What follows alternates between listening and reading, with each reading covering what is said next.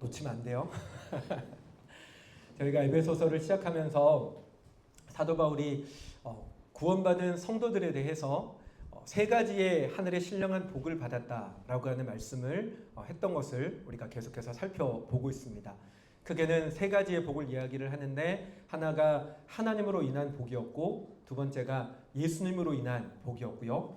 오늘은 세 번째 성령님으로 인한 복을 우리가 같이 살펴볼 텐데, 성령님으로 인한 복이 뭐냐? 오늘 13절에서 사도 바울은 성령의 인치심을 받았다. 성령으로 인치심을 받았다라고 이야기하고 있습니다. 다시 한번 같이 읽어볼까요? 후반부만 같이 읽겠습니다. 그 안에서 너희도 진리의 말씀 곧 너희의 구원의 복음을 듣고 그 안에서 또한 믿어 약속의 성령으로 인치심을 받았으니, 약속의 성령으로 인치심을 받았다라고 이야기를 합니다. 근데 여러분이 성령으로 인치심을 받았다라고 하는 말의 의미는 도장을 찍었다라고 하는 말이죠. 이미 도장으로 찍어서 결정되었다, 확실하게 정해졌고 이제는 바뀌지 않는다라고 하는 의미가 이 성령으로 도장을 찍었다라고 하는 말의 의미입니다. 제가 예전에 이제 부교육자 생활을 계속할 때 사택에서 계속 이렇게 머물러 있을 때는 사실 잘 몰랐었는데요. 막상 부산으로 내려와서 이제 저희가 살아야 할 집을 구하고 전세 계약을 이렇게 해 나가다 보니까 계약서를 쓰는데 그렇게 도장을 많이 찍더라고요. 몰랐어요. 이게 뭐 한 장마다 찍어야 되는 도장 찍는 자리가 있어서 거기마다 이렇게 도장을 찍었는데, 그걸로 끝나는 게 아니라 각 장마다 이렇게 좀 낱장으로 놓고 또 다른 어떤 서류들 이렇게 옆에 놓고 거기다가도 이렇게 도장을 하나, 둘, 한 3개 정도를 찍더라고요. 여러분, 이렇게 도장을 찍는 그 순간 계약은 완료가 됩니다. 계약이 완료되기 이전까지는 계약서상에 있는 내용들을 이렇게도 바꿀 수 있고 저렇게도 수정할 수가 있지만, 계약서에 도장이 찍어지면 그 이후로는 그 내용을 수정할 수가 없게 되는 거죠. 마찬가지로 구원의 성령으로 인치심을 받았다라고 하는 말씀의 의미는 우리의 구원이 하나님께서 성령으로 도장을 찍어서 보장하셨다, 우리의 구원이 확실하게 결정되었다라고 하는 것을 의미하는 것입니다. 그 사람이 구원받을 자격이 있느냐 없느냐에 대한 문제는 별로 중요하지 않고, 구원받은 이후에 그 사람의 살아가는 삶의 모습 속에서 구원받은 사람다운 어떤 그 자격이 보여지느냐의 문제도 일단 뒤로 제껴놓고, 성령으로 인치심을 받으면 그 사람의 구원은 확정되어 취소되지 않는다라고 하는 게 성령의 인치심의 의미이죠. 그러다 보니까 자칫 생겨난 오해가 있는데, 그게 뭐냐면 구원이 결정되었으니 이제는 죄와 상관없이 살아도 된다라고 하는 오해가 생겨나는 경우가 있습니다. 내 구원은 이미 결정되었으니 이후로는 내가 어떤 죄를 지어도 구원이 취소되지 않으니 이제는 좀 자유롭게 나 하고 싶은 대로 마음대로 하며 살아봐야지 라고 하는 그와 같은 잘못된 오해들이 생겨나기도 했었다는 것입니다. 하지만 여러분, 아니죠? 제가 지난 시간에 말씀을 드렸지만 우리가 구원을 받는다라고 하는 말의 본질적인 의미는 죄로부터 자유로워져서 마음대로 여러분이 하고 싶은 대로 죄 지으며 살아도 됩니다라는 의미가 아니라 오히려 죄에 더 민감해지는 것이다 라고 말씀드렸습니다.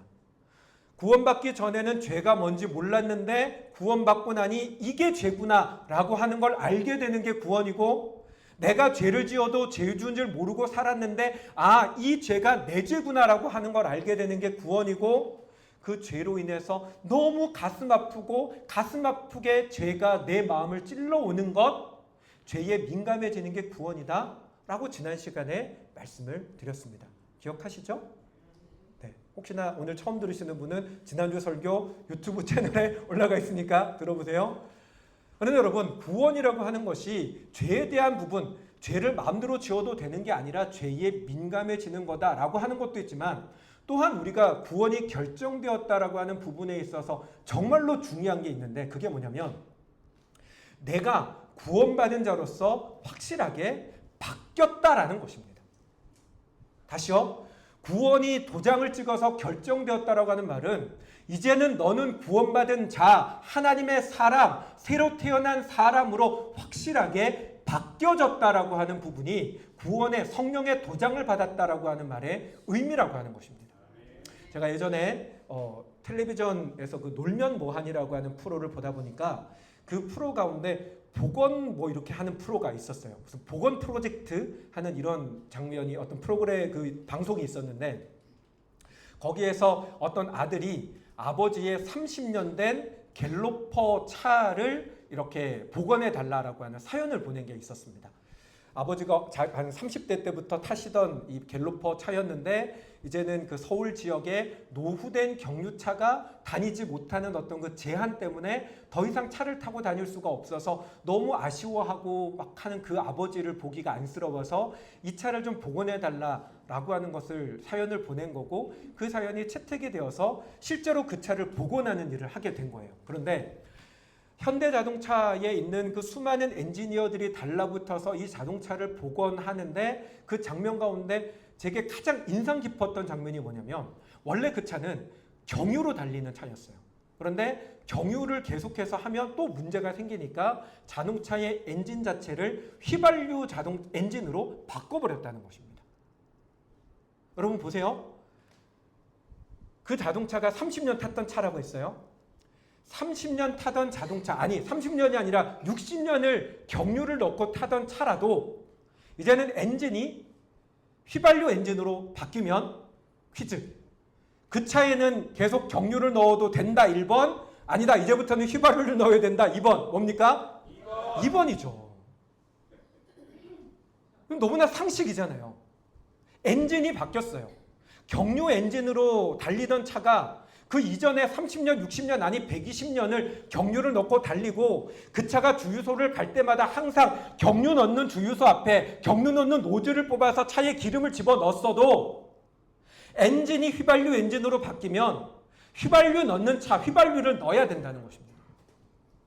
내가 30년을 세상의 기준을 가지고 살아오고 30년이 아니라 60년을 아니 그보다 더 긴 시간을 내가 원하는 대로 내가 좋은 대로 내가 지금까지 살아오던 익숙한 삶의 방법대로 내 보기에 좋은 목표를 쫓아서 내가 그렇게 살아왔었어도 구원받으면 성령의 도장을 받아 구원의 인치심을 받고 그리스도인으로 변화되었다고 확정되었으면 이제는 그가 살아가는 삶의 방법이 이전의 방법으로는 살아가서는 안 된다는 것입니다. 그게 구원입니다. 이전과는 달라졌다라고 하는 게 구원이라는 것입니다. 그런데 구원의 이 의미를 우리가 알지 못하고 구원의 본질적인 의미를 내가 그 구원받은 사람으로서 달라져야 된다라고 하는 것은 쏙 빼고 자기 편한 대로 구원받으면 그래 이제 구원이 결정되었으니 내 마음대로 내가 하고 싶은 대로 적당히 살아도 되겠거니 저 사람들은 구원 못 받았으니까 죄 지을 때마다 하나님께서 하나하나 다 벌 주시고 나는 구원받았으니까 야 너는 내 편이니까 마음대로 해도 돼. 야 괜찮아 내가 너 봐줄게 이렇게 하는 것으로 착각하고 있다면 그건 여러분 우리가 구원에 대해서 몰라도 한참 모른다는 것입니다. 그런데 그럼에도 불구하고 구원받았다라고 이야기하는 그리스도인들 가운데 물어보면 구원의 확신이 있습니다라고 이야기하는 그리스도인들 가운데에도 여전히 그 사람을 살게 하는 삶의 동력이 살아가는 가치가 살아가는 기준이 살아가는 목적이 하나님께 있지 않고 과거와 전혀 다를 바 없이 자신의 목적과 자신의 어떤 이득을 위해서 자신의 방법으로 살아가는 사람들이 있더라는 것입니다. 왜 그럴까요? 둘 중에 하나입니다. 구원받지 못했거나 뭔가 심각한 문제가 있음에도 불구하고 모르고 있다는 거죠. 엔진 바뀌어서 이제 기름 넣는 말씀을 드렸는데 여러분 그 자동차 엔진에 실제로 기름을 잘못 넣어서 문제가 발생하는 일이 종종 있습니다. 이게 혼유사고라고 하는 그런 어떤 것이 있는데 사실은 휘발유 차에 경유를 넣는 일은 거의 없대요. 왜냐하면 그 넣는 주유 노즐의 굵기가 달라서 휘발유 노즐이 작아서 경유 노즐은 안 들어가니까 실수로라도 넣는 일이 거의 없는데 반대로 경유차의 노즐 구멍이 더 크기 때문에 휘발유를 잘못 넣는 일이 일어난다는 거예요. 제가 아는 어떤 분도 주유소를 하시는데 직원이 실수로 경유차에 휘발유 넣어가지고 뭐 이런 문제가 있었다고 하시더라고요. 근데 여러분 보세요. 경유를 넣어야 하는데 그냥 휘발유라고 계속 얘기합시다. 휘발유를 넣어야 하는 차에 경유를 넣으면 그 차가 달릴 수 있을까요? 없을까요? 못 달려요. 못 달려야 돼요. 그럼에도 불구하고 경유를 넣어야 하는 차에 휘발유를 넣어서 달리는 일이 일어납니다.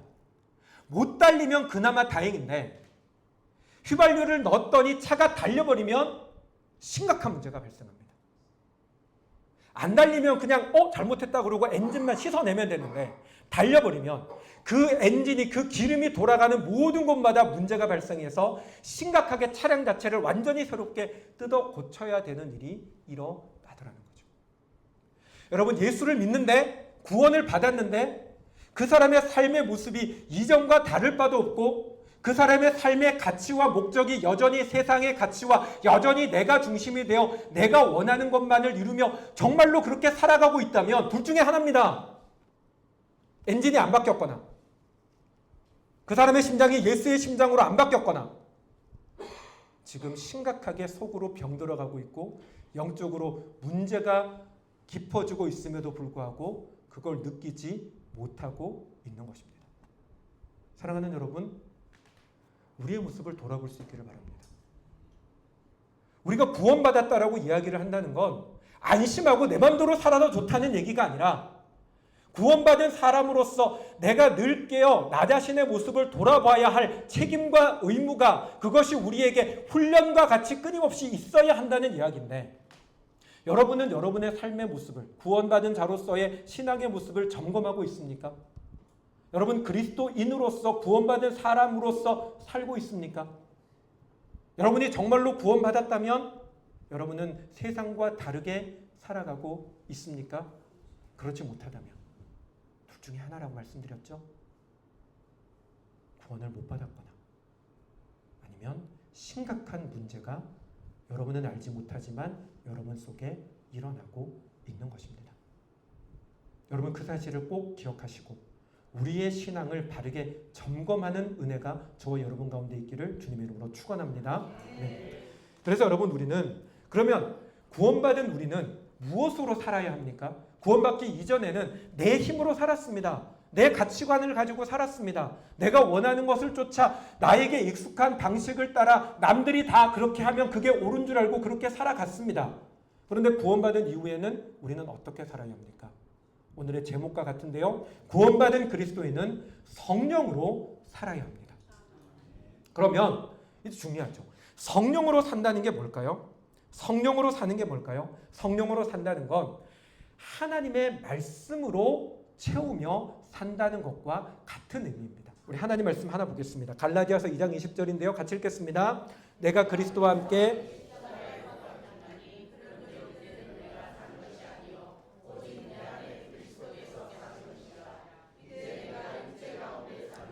나를 사랑하사 나를 위하여 자기 자신을 버리신 믿는 믿음 안에서 사는 것이라. 아멘.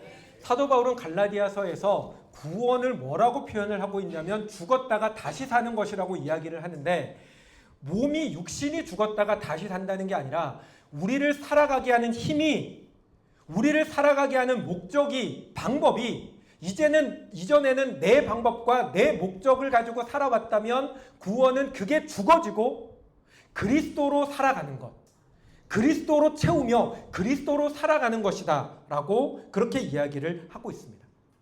그런데 그리스도로 산다라고 하는 이야기는 또 다른 이야기로 한다면 하나님의 말씀으로 채우며 산다는 것과 같은 말입니다. 왜냐하면 예수 그리스도가 곧 하나님의 말씀이시기 때문이죠. 여러분 다 믿으시죠? 그리스도께서 하나님의 말씀이기에 그리스도로 산다, 그리스도로 채우고 산다라는 말은 하나님의 말씀으로 채우며 살아간다라고 하는 것과 같은 말입니다. 보통의 사람들은 그 마음속을, 그 속을 세상의 것으로 채우며 세상의 것을 동력으로 삼아 살아갑니다. 그런데 어떻게 생각해 보면 남에게 피해 주지 않고 그냥 나의 나름으로 나의 소소한 행복을 누려가며, 뭐 소확행이라고 하는 말도 있으니까 소소한 행복을 누려가며 나와 내 가족이 그냥 아프지 않고 배고프지 않고 남들 사는 만큼만 그렇게 살아가는 것, 나는 그게 내 인생의 목적입니다 라고 이야기를 한다면 그걸 가지고 잘못됐다고 얘기할 수는 없잖아요. 그럼에도 불구하고 우리가 성경을 제대로 안다면, 구원이 무엇인지를 제대로 안다면, 그렇게 그저 나 개인의 소소한 행복만을 위해서, 나와 내 가족만의 그냥 그 만족만을 위해서 살아가는 것, 그게 나쁜 건 아니지만 그럼에도 불구하고 그건 잘못됐다는 것입니다. 왜냐하면 사람은 그냥 그렇게 살아가도록 지어진 존재가 아니기 때문입니다. 성경은 하나님께서 인간을 분명한 목적을 가지고 지으셨다라고 말씀하고 있습니다. 우리 이사야 43장 말씀인데요. 다시 띄워주시고 같이 읽겠습니다. 이 백성은 내가 나를 위하여 지었나니 나를 찬송하게 하려 함이니라. 아멘.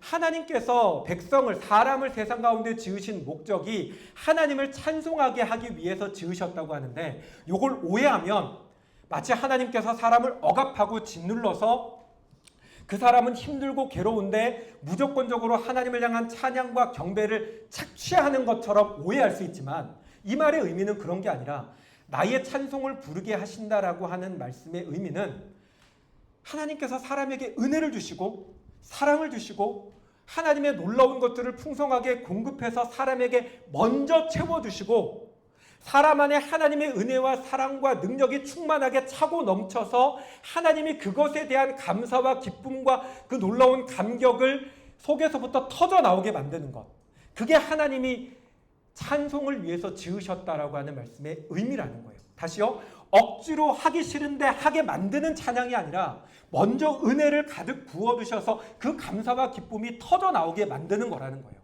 그래서 그것을 통해서 하나님을 알지 못하는 사람들에게 하나님의 베푸신 은혜가, 사랑이, 긍휼과 자비가 어떤 것인지를 깨닫게 하는 게 하나님을 찬양하도록 만들었다는 의미라는 것입니다. 사실은 이와 같은 하나님을 세상 가운데 보여주도록 하기 위해서 사람을 지으셨다라고 하는 이 말씀은 창세기에 이미 등장을 하고 있습니다. 하나님께서 사람을 지으실 때 어떻게 지으셨다고 되어 있어요? 하나님의 뭘로? 하나님의 형상으로 지었다고.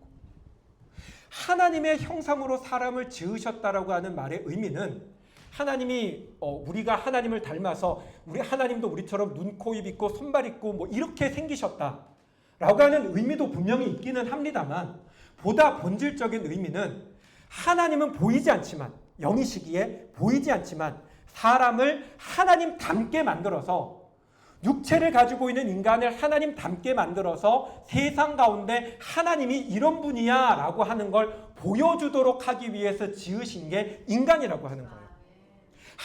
사람이 하나님을 알고 하나님과 소통하면서 하나님의 은혜와 사랑과 그 놀라운 풍성함들을 사람이 보여줌을 통해 하나님을 보지 못하는 피조세계가 사람을 통해서 하나님을 보도록 하기 위해서 창조되어진 게 인간이라는 것입니다. 그래서 여러분, 인간은 창조의 목적이 있어요. 어떤 목적이요? 하나님 보여주는 거예요. 그런데 하나님을 보여주려면 어떻게 해야 돼요? 우리 속에 하나님이 가득 차야 돼요. 그리스도가 우리 속에 가득 차야 돼요. 내가 하나님과 만남 속에서 하나님과의 스토리가 있고 하나님의 받은 은혜에 대한 감격이 있고 고백이 있고 간증이 있어야 돼요. 그게 넘쳐 나오는 게 하나님을 보여주는 삶이라는 것입니다. 그러려면 우리 안에 말씀이 채워져야 된다고 하는 거죠. 그런데 세상 사람들은, 그런데 여러분, 하나님으로 가득 차야지만 우리 속에 있는 그 하나님이 드러나는 거지, 그리스도인임에도 불구하고 우리가 하나님의 말씀을 가까이 하지 않거나 우리가 예배의 자리를 등한히 하거나 내 마음이 하나님을 경험하고 무엇보다 우리가 말씀을 안다라고 하는 건 지식적으로 말씀을 얼마나 많이 외우고 있느냐가 아니라, 내가 그 말씀을 붙들고 살아서 그 말씀이 그저 책 속에 있는 말씀이 아니라 실제로 살아 역사하는 말씀이라고 하는 것에 대한 경험들이 우리 속에 넘쳐야 비로소 그 말씀이 내 말씀이 되는데, 우리가 그 말씀에 순종하며 살아가는 것을 등한시하면 우리 속에는 말씀이 채워지질 않는다는 것입니다. 그리고 하나님으로 채워가는 걸, 말씀으로 채워가는 걸 등한시하면 마음이요 그대로 비어있는 게 아니에요. 사람의 마음은 하나님으로 채우지 않으면 그대로 비어있는 게 아니라 또다시 나로, 세상으로, 욕심으로 차게 된다는 것입니다.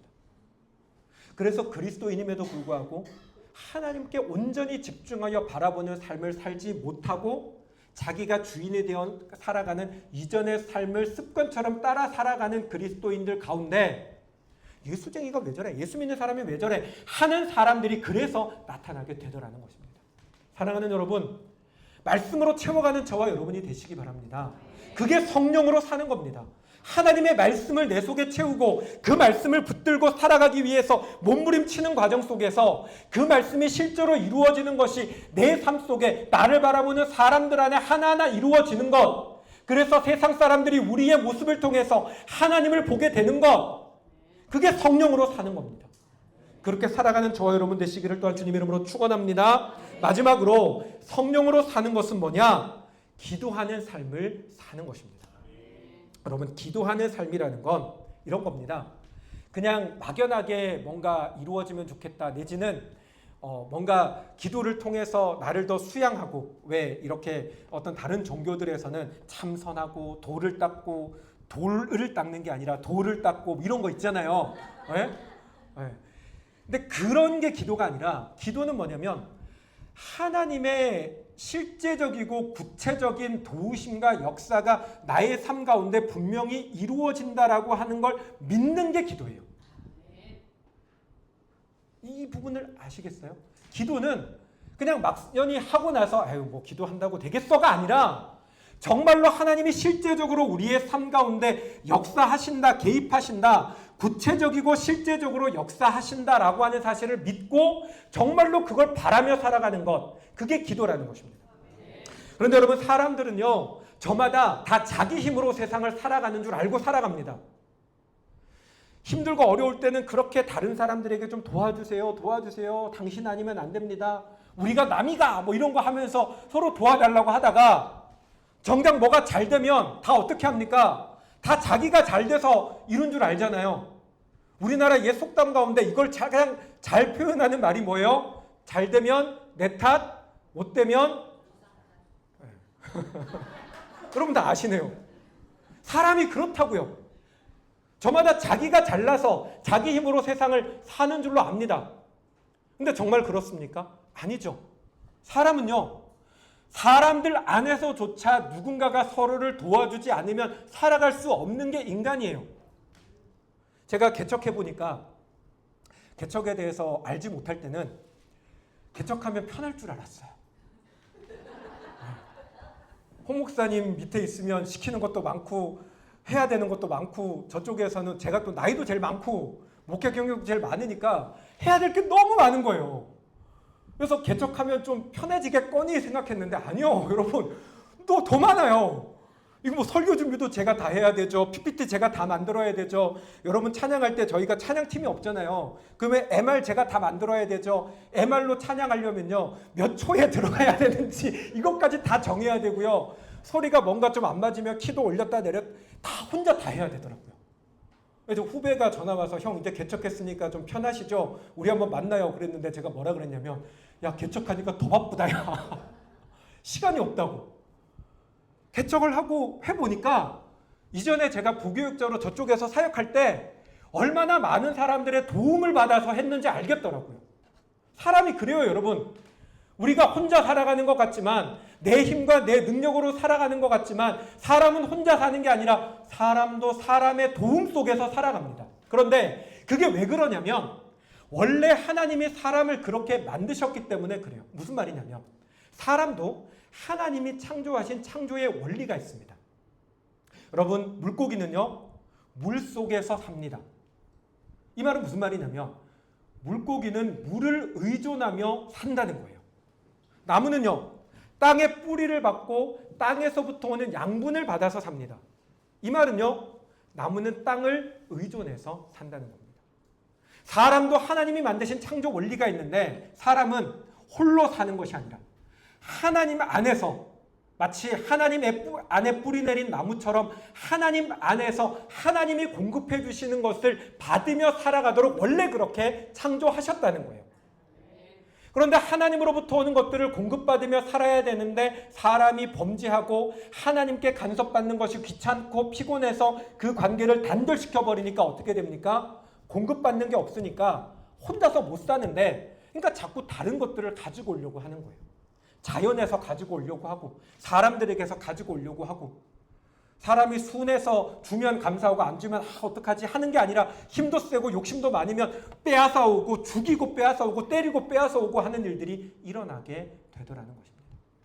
사람이 원래 그런 존재입니다.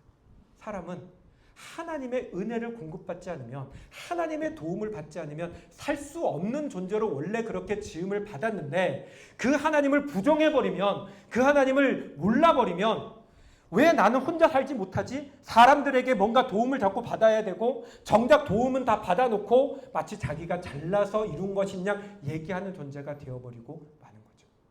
기억하십시오, 여러분. 사람은 하나님의 은혜가 아니면, 하나님의 도움이 아니면 살 수 없습니다. 그걸 깨닫은 게 그리스도인이고, 그래서 그리스도인은 기도하는 거예요. 내 힘으로는 이룰 수 없다는 걸 알고, 혼자 힘으로는 절대로 할 수 없다는 사실을 알고 마땅히 구하고 마땅히 바라야 할 하나님의 도움에, 그 실제적이고 구체적인 하나님의 도움을 신뢰하고 기도함을 통해서 그 능력을 힘있는 사람, 그게 그리스도인이고, 그래서 그리스도인이 능력이 있는 것입니다. 왜요?